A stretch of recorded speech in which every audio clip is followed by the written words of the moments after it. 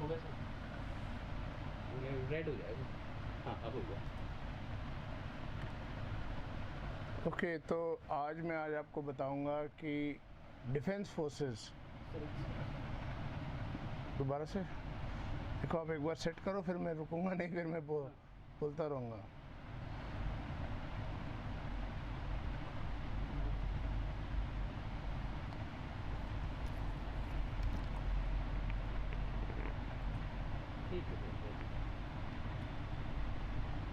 Okay, boys and girls, today I'll be talking to you about the career in the defense forces, that is Army, Navy and Air Force. All boys and girls who see the Army, Navy and Air Force uniform irresistibly decide to join the forces because of the uniform, the disciplined life, the glamour as it seems from a distance. We are into a serious business in the defense forces. We want you to come and not just join the defense forces for the glamour, but to make it your own lifestyle. Army is not only a career, it is a life. It is a life which you choose. And once you give your life to the Army, you belong to the Army, Navy and Air Force, the defense forces. To join the defense forces, we start from initially the National Defence Academy. We are all aware that to join the National Defence Academy, you should be +2, especially if you are better in physics and mathematics. You are a science pass out, that is, you have a +2 in physics and mathematics. It will be a valuable contribution because you will be able to join any of the streams of the Army, Navy and Air Force. For all this, you are well aware that there is a written exam at the National Defence Academy. You have to clear the written exam, which is not very difficult. You have to appear in this written exam, a competitive exam which is held twice in a year, conducted by the Union Public Service Commission. And once you clear this written exam, then you go for your service selection board. Now there is a phobia in most of the students that the service selection board is a very tough exam. No wonder, it is one of the toughest exams in the world. In fact, it rates the second highest toughest exam in the world. But for people who decide to join the National Defence Academy, for them this exam is not very tough. You have to understand that the exam is basically in two parts. 50% of the exam comprises of the physical aspects and 50% of the tutorial, that is your academics aspect. So one has to be good in each and every field. You have to be good in sports, you have to be good in physical activities, you have to be good in obstacle training, you have to apply yourself, you have to be a good leader. If you are not having the basic traits of a leader in the beginning of life, you cannot make a good commander. Gentlemen, in the Army, Navy and Air Force, we need people who are successful. We need people who are winners. We need people who in the first chance itself know how to win and how to forge ahead. After all, you have to lead your men. You have to lead your men both in peace and war. An officer is a component which is the most important component of any services. And when an officer leads, he will have a fair knowledge of each and every subject. So, men whom you will be commanding in your later years as officers of the Army, Navy and Air Force, you should be able to lead them in all situations. You should be able to give a solution within no time. And people, those who lead, they see the problem not as a problem but as a solution. And these are the people that we need. To prepare for the service selection board, ladies and gentlemen, you should start from the beginning. I would say ideal time to start is class 7th or 6th. Here you lay your foundation, to become the future officers. How do you lay your foundation? First, you should participate in the maximum possible sports. You should know that sports form a backbone of any education system. After that, you should be participating in the dramatics, the extracurricular activities, the declamation contests, the plays. All the leadership qualities are imbibed in you in the school. Subsequently, you should be able to speak. Public speaking is one thing which is not there taught in many of the schools. The emphasis is only on academics and getting marks. No sir, no. In the service selection board, the emphasis is on original thinking. The emphasis is on public speaking. The emphasis is on thinking out of the box, and the emphasis is also there on discipline. Unless a person is disciplined, unless a person sets his objectives in life, he cannot do well. So, for preparation for the National Defence Academy, you should start at school. And once you start at school, you read a lot of books, you are able to comment, you are able to write articles, you are able to do story writing, you are able to take part in declamations, you have to able to take part in elocution contests, and you are able to take part in group discussions and give your original point of views, the original solutions. Gentlemen, then you don't have to look backwards. The service selection board then becomes a cakewalk. No problem if you have not been able to do all these things at school.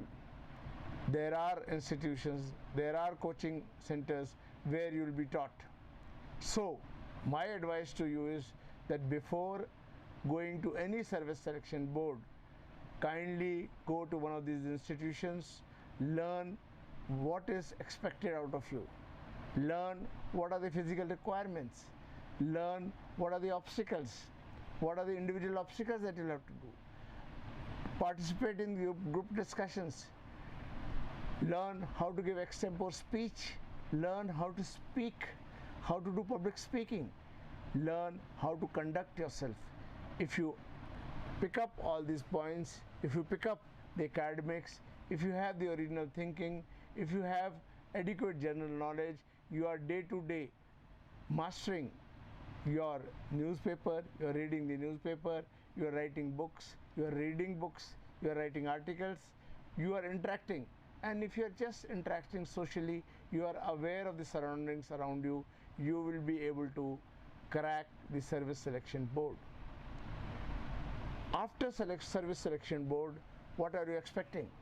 Gentlemen, irrespective of whatever line you join, whether you join the Army, the Navy or the Air Force, all the service selection boards are originally the same.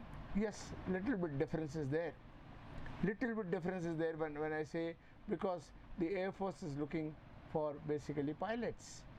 The Navy is looking for basically seamen, those who are going to command ships, those who are going to stay on the sea. The Army is looking for little more harder jobs, more tougher jobs. So the service selection board, though it is bifurcated into the Army, Navy and Air Force in 3 different ways, it originally remains the same.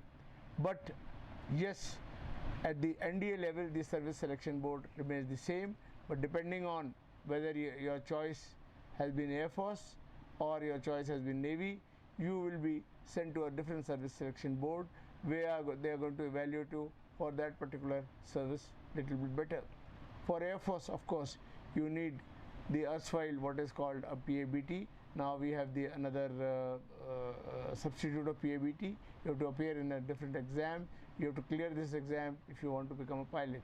For Navy, there is no such exam, but they see your traits, they see your inputs, they see your capabilities in the way the Navy would demand them. So these are the 3 entries, and latest there is a technical entry also. You are aware that the Army, Navy and Air Force, due to scientific advancements, are inducting new equipment every day. The new helicopters, Chinooks have come. The new Apaches have come. New nuclear submarines are being inducted. New army equipment, that is the new anti-aircraft guns, new radars, new equipment is coming every day. And this is, gentlemen, a very, very technical equipment. To handle this technical equipment, we not only need technical manpower at the lower level, but also technical manpower as officers. And these officers are there. These officers, we want them. So we have a technical entry.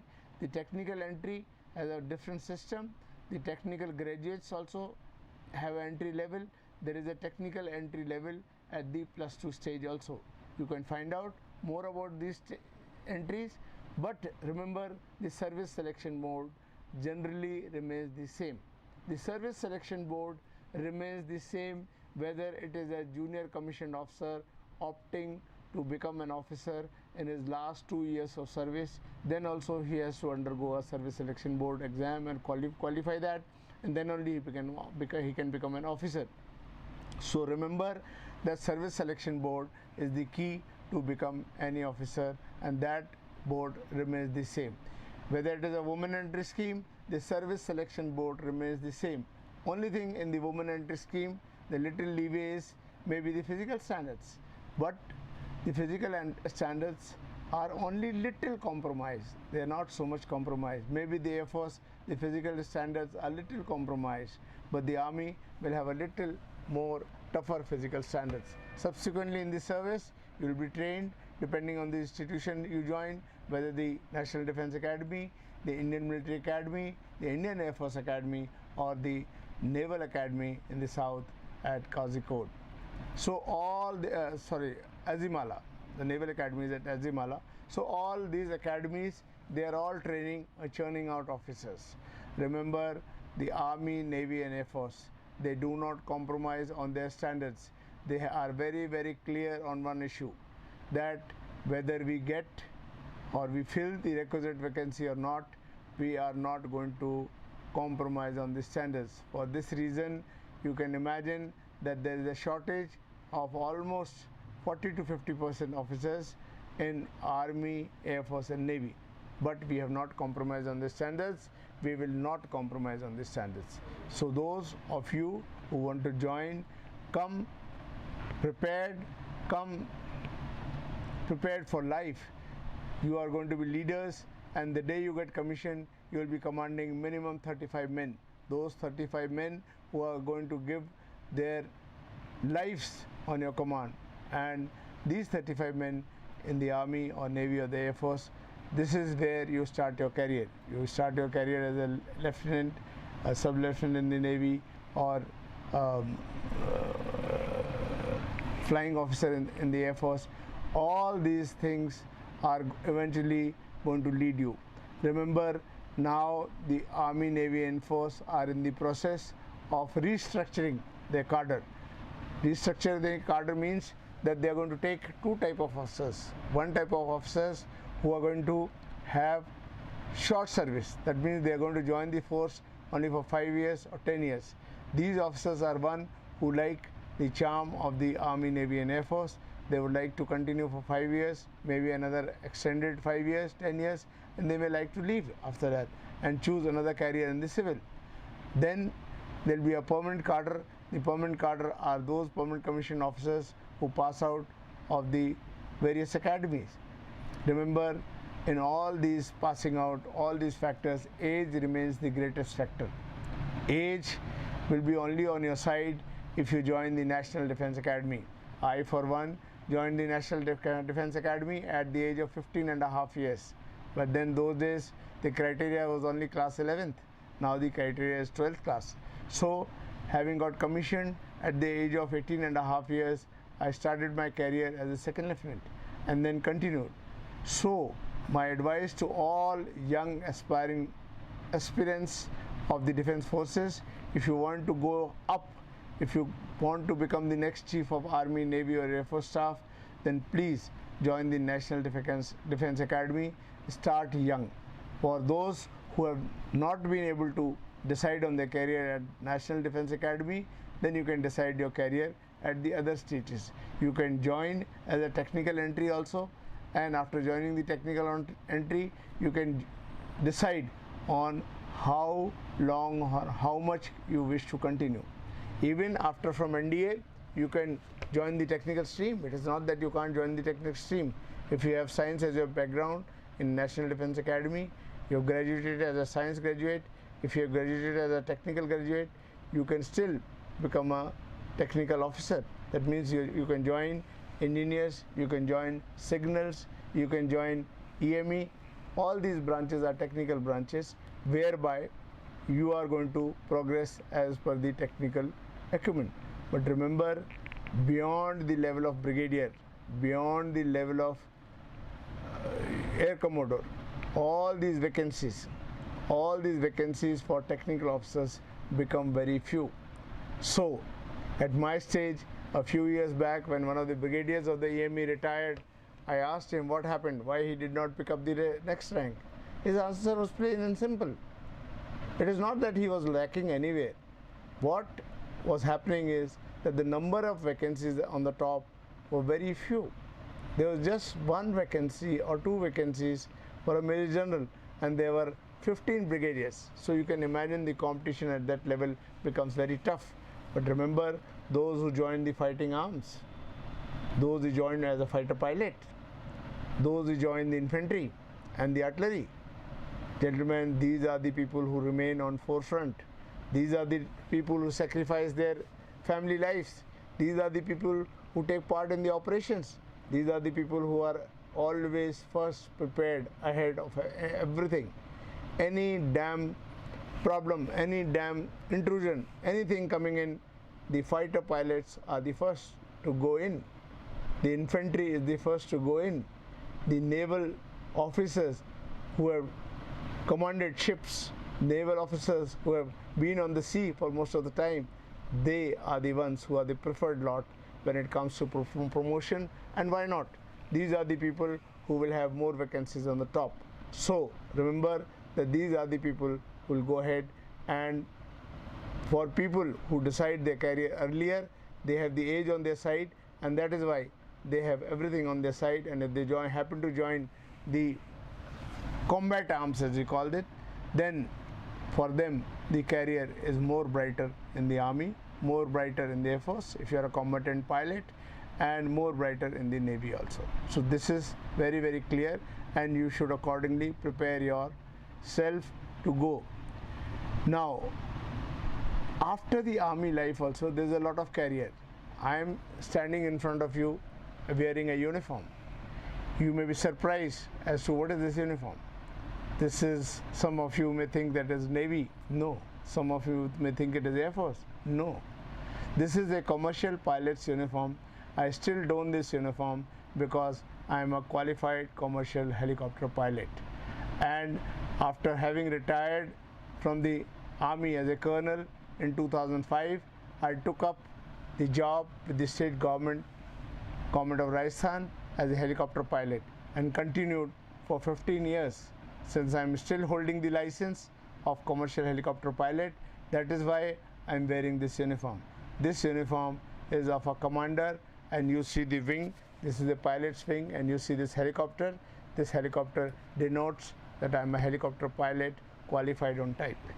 So you can always have a second career even after deciding to leave the army and continue serving the nation in one way or the other. Once you join the uniform, once you join the Army, Navy and Air Force, you always tend to become part of it. You want to continue. But every uniform, every rank has one day a retirement, and you have to come back to the civil stream. And that is why everyone should become prepared to, after serving the nation, to come back and serve the society as a whole. That should be the whole aim, that should be the whole motto. Now coming back to the Defence Forces. The Defence Forces give you a lot of opportunities. This is the only force in the country where there is no reservation. There is no selection which is based on your other qualities. That means your religion, your language, your region, your looks, your proximity, your background. Nothing comes in the way as far as the selection process is concerned. The selection process is totally impartial. The selection is totally based on your merits. You are judged on a scale by not one but at least 5 to 6 officers who you would not know who are the officers, and these officers are going to judge you on various parameters and then decide where you are fit for the Army, Navy or Air Force. Remember, gentlemen, people think that those students for whom their parents or their relatives are in the Army, Navy or Air Force, or those who are in the political stream, or those who are connected with the Army headquarters, they have a better chance of selection. I'm sorry, there's nothing like this. Nothing works. No recommendation works. In fact, anybody who tries to use the unfair means of recommendation, the selection board officer, that is the SSB president, first thing he does is strikes off his name. Any information that you conceal, if you don't tell that one of your relatives, your known people is in the service selection board and he is the one who's assessing you or selecting you, then you will be straight away, the moment it comes to be known, will be removed from the service selection board. The person whose relatives, friends, regiment or anybody who has got any connection whatsoever, if he is in the SSB, he would simply take leave from that exam and say, I am not going to judge so and so student because I know him, because I have a connection with him in whatever manner. Normally, the students who are from North India, their president or the interviewing officer is normally chosen from the South, from the East or from the West, some state where he has no connection with the student. So it is a total impartial process at the service selection board. Similarly, during the career also, there is no favoritism. The rules are rules, and rules are like, they are the farmans given by God. Everybody obeys rules. You have to give respect to your seniors, and your juniors are going to give you respect. That is the rule. Whatever you are authorized, you will be given. Whatever you are not authorized, you cannot demand it. Army is very, very clear. The system is so unique, so set, that once you join the forces, you have no doubts, you have no cribs, you have no representation, you don't want to talk about it, you simply love the discipline, you simply love the environment. Everything is so streamlined that you don't have to bother. You know what is expected out of you.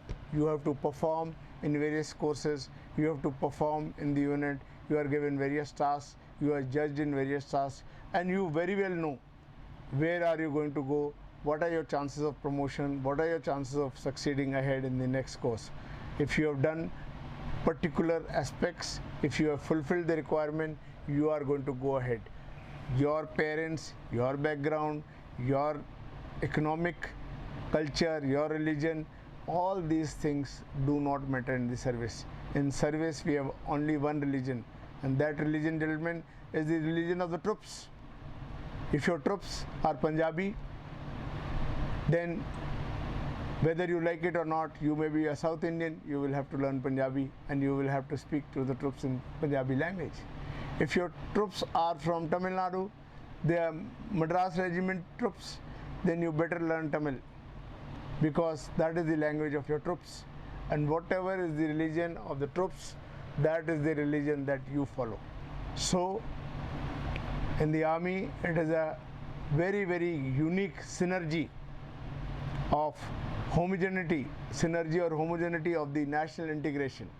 For example, the present Colonel of the regiment of Madras regiment is a Sardar, a Khalsa, and present Colonel of the regiment of Punjab regiment or Sikh regiment is a Tamil officer. So you can imagine, and this is not that they have become Colonel of the regiment overnight.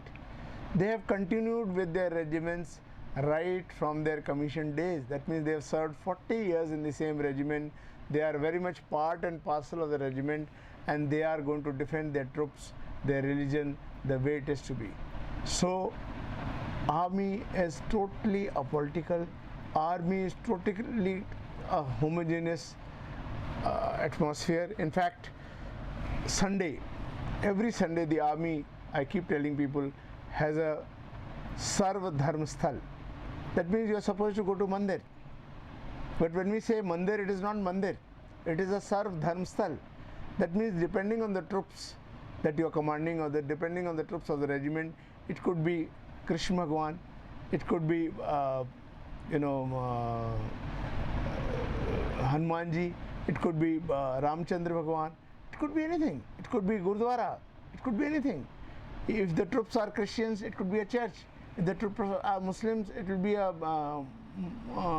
place of worship, like a mosque or a Maulvi sitting out there. So you will all visit the parade, which is on Sunday at 10 o'clock, and go to your religious place of worship and spend 1 hour there. This is the way the Sarv Dharm Sthal operates. And all the religions, if we have religions of 3 different types of troops, then we'll have a mandir, masjid, gurudwara, everything at the same place. In case the troops have only one religion, then only that religion will be there.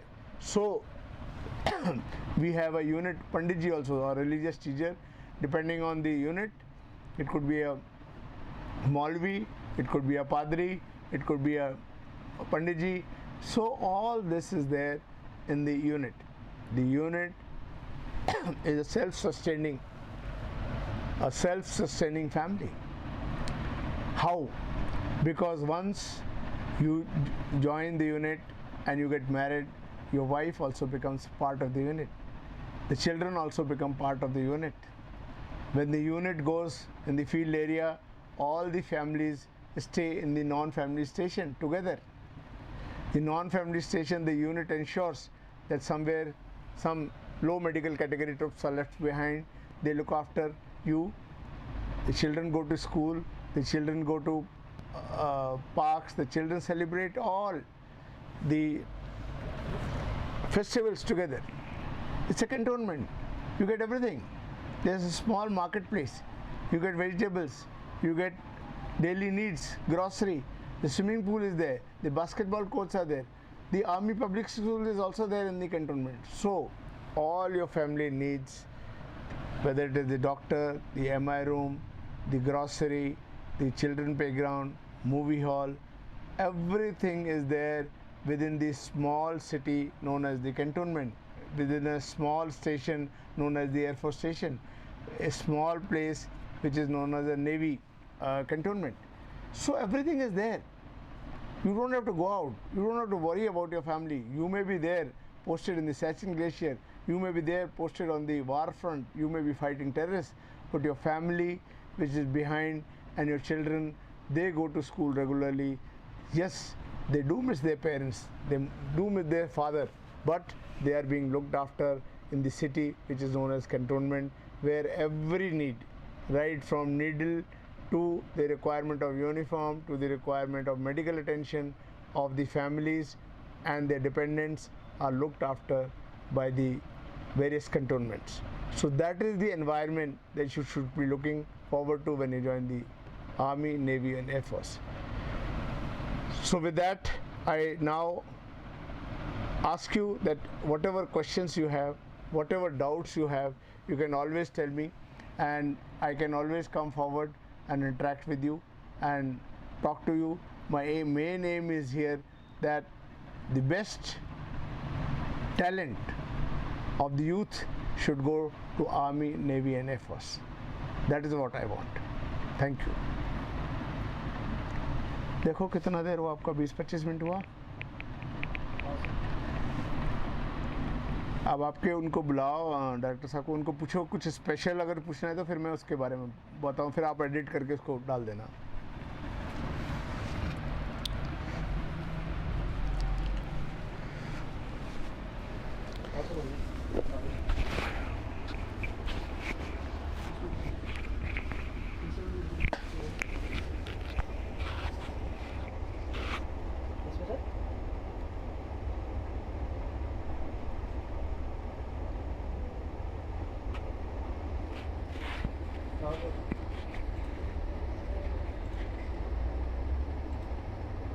Yes, end करो।